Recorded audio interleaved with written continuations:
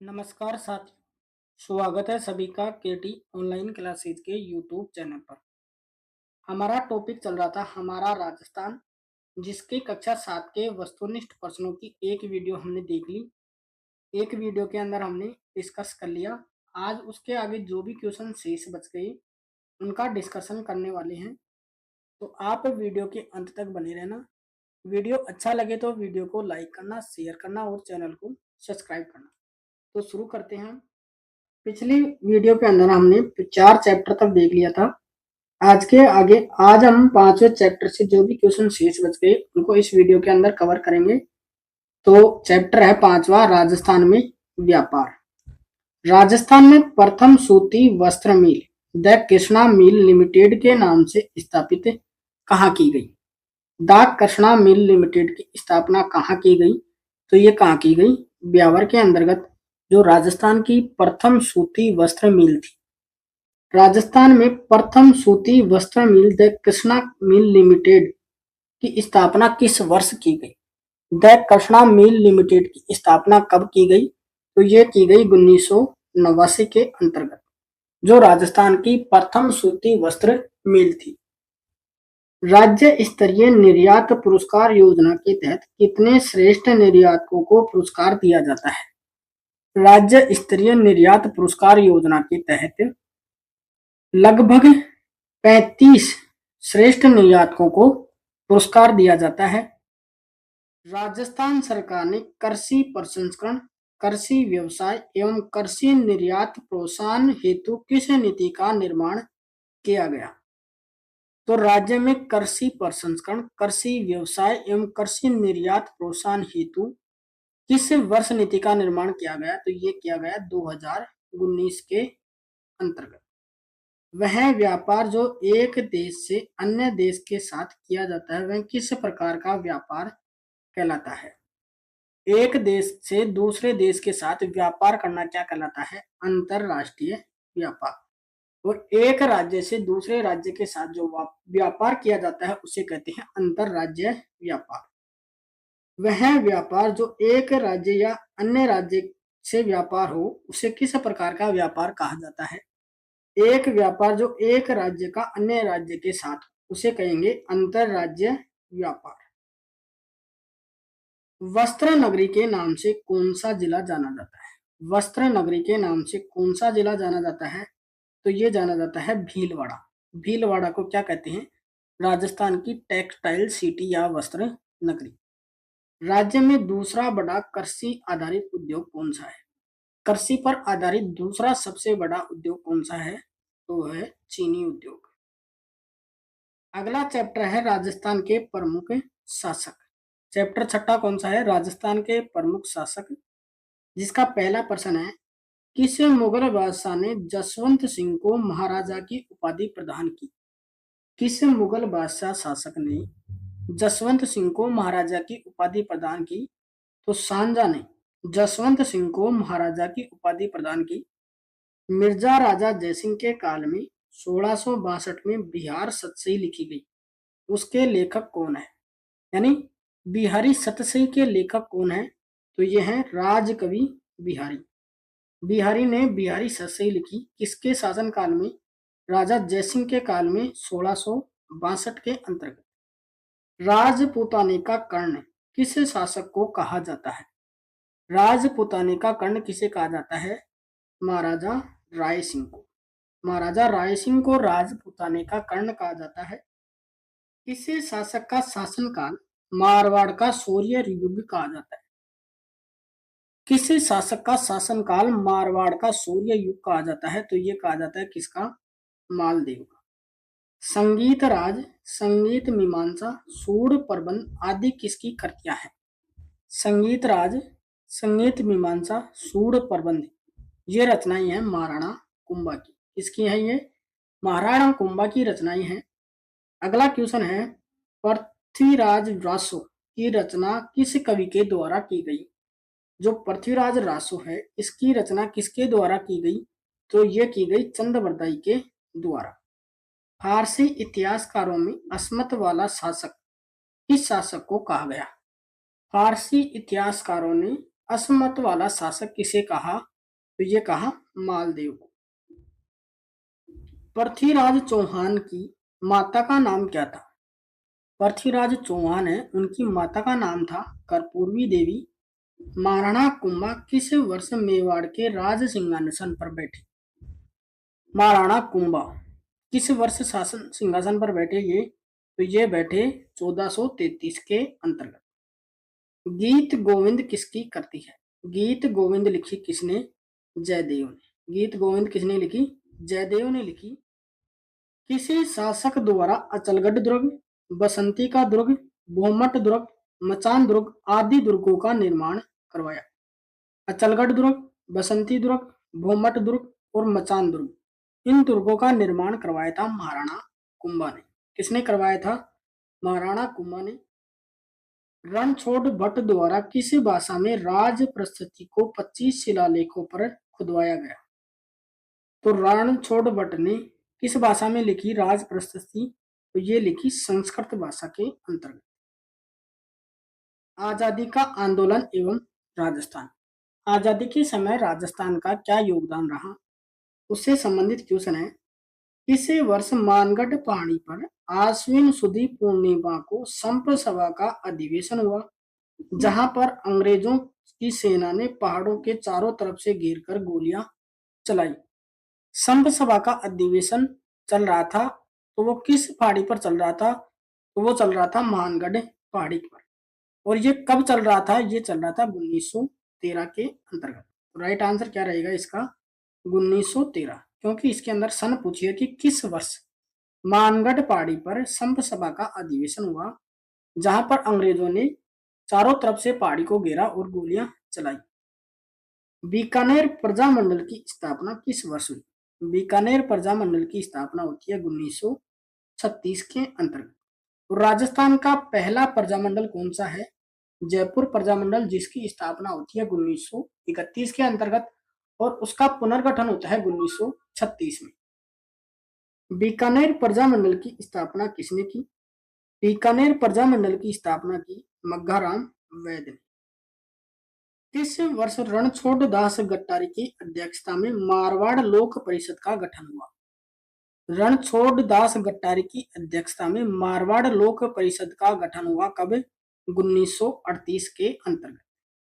एकी आंदोलन को गति देने के लिए हजारों आदिवासी उदयपुर में एकत्रित होकर महाराणा को कितनी सूत्रीय मांग की? यानी एक ही आंदोलन के अंतर्गत आदिवासी लोगों ने उदयपुर के महाराणा को कितनी सूत्रीय मांग प्रस्तुत की? तो ये मांग थी कितनी? 21 सूत्रीय मांग प्रस्तुत की। राजस्थान के किसी आंदोलन की चर्चा लंदन के हाउस ऑफ कॉमन में हुई? राजस्थान का कौन सा आंदोलन था जिसकी चर्चा लंदन के हाउस ऑफ कॉमन के अंतर्गत हुई? तो वो आंदोलन था शेखावाटी का किसान आंदोलन। कौन सा था? शेखावाटी का किसान आंदोलन।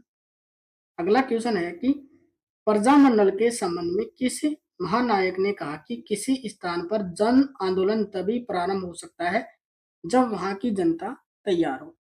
तो ये कथन किसका है? पंडित जवाहरलाल नेहरू का।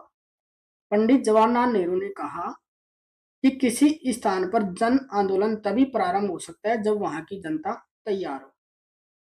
अंजना देवी चौधरी, रमा देवी, नारायणी देवी वर्मा जैसी महिला नेत्रियों का संबंध किस आंदोलन में योगदान देने के लिए है?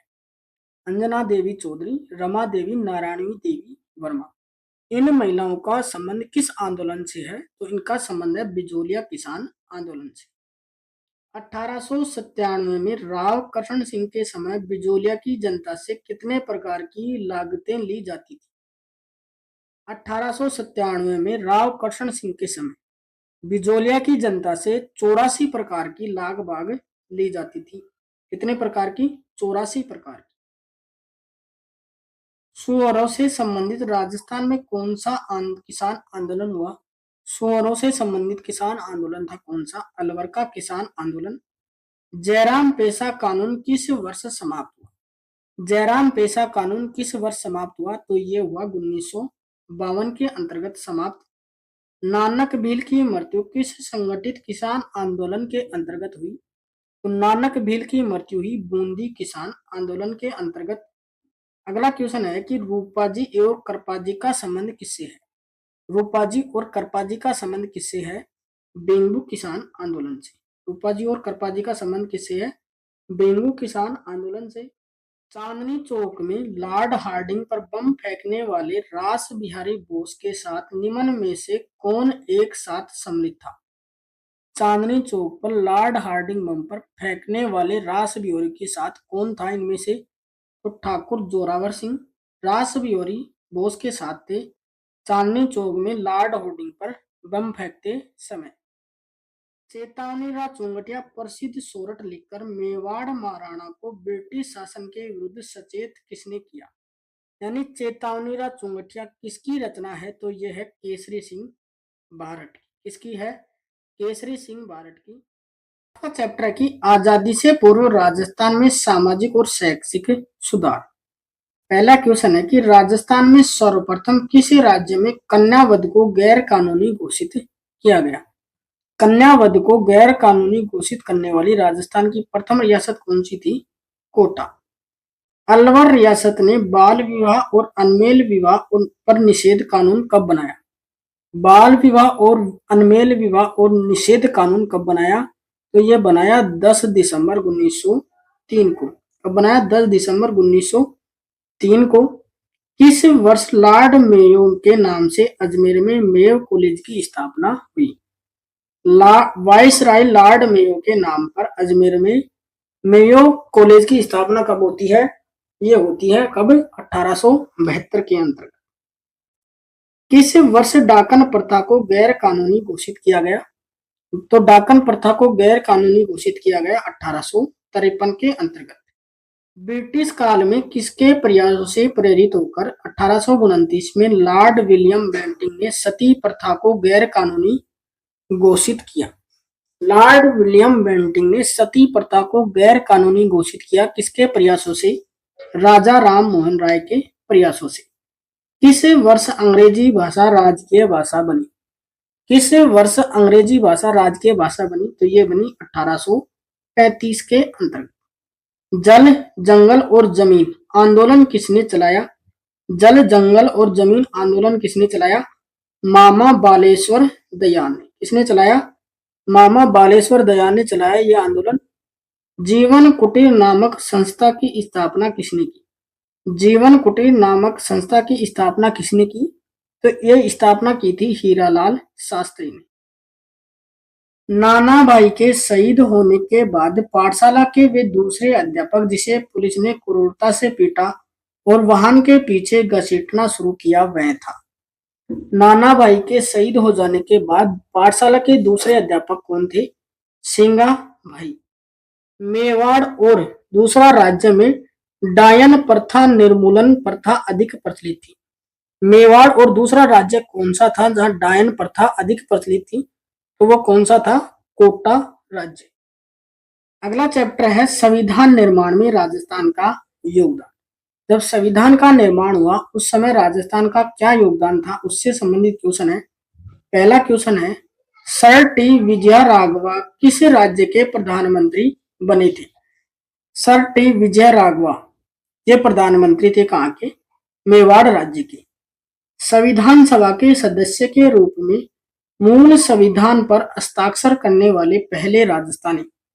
संविधान सभा के सदस्य के रूप में मूल संविधान पर हस्ताक्षर करने वाले पहले राजस्थानी थे बलवंत सिंह मेहता। सत्य के प्रयोग सत्य के साथ मेरा प्रयोग नामक पुस्तक के लेखक कौन है? सत्य के प्रयोग नामक पुस्तक के लेखक कौन है? महात्मा गांधी। जवाहरलाल नेहरू ने संविधान सभा में उद्देश्य प्रस्ताव रखा। जवाहरलाल नेहरू ने संविधान सभा में उद्देश्य प्रस्ताव कब रखा था? 13 दिसंबर 1946 को। लोकप्रिय गीत पंछीड़ा किसका है? पंछीड़ा गीत किसका है? तो यह है माणिक्यलाल वर्मा का। पहली बार आधिकारिक रूप से राष्ट्रीय कांग्रेस ने भारत के संविधान निर्माण के लिए एक संविधान सभा की मांग किस वर्ष की? यानी पहली बार राष्ट्रीय कांग्रेस ने भारत के संविधान निर्माण के लिए संविधान सभा की मांग कब की? तो यह मांग की 1935 के अंतर्गत। संविधान सभा की प्रथम बैठक कब आयोजित हुई? संविधान सभा की प्रथम बैठक आयोजित हुई 9 दिसंबर 1946 को। प्रारूप समिति के अध्यक्ष कौन थे? प्रारूप समिति थी, उसके अध्यक्ष कौन थे? तो डॉक्टर भीमराव अंबेडकर। संविधान सभा अस्थायी अध्यक्ष कौन थे? संविधान सभा के अस्थायी अध्यक्ष कौन थे? डॉक्टर सच्चिदानंद सिन्हा। संविधान सभा स्थायी अध्यक्ष कौन थे? संविधान सभा के स्थायी अध्यक्ष कौन थे? डॉक्टर राजेंद्र प्रसाद, जिन्हें बाद में भारत का प्रथम राष्ट्रपति चुना गया।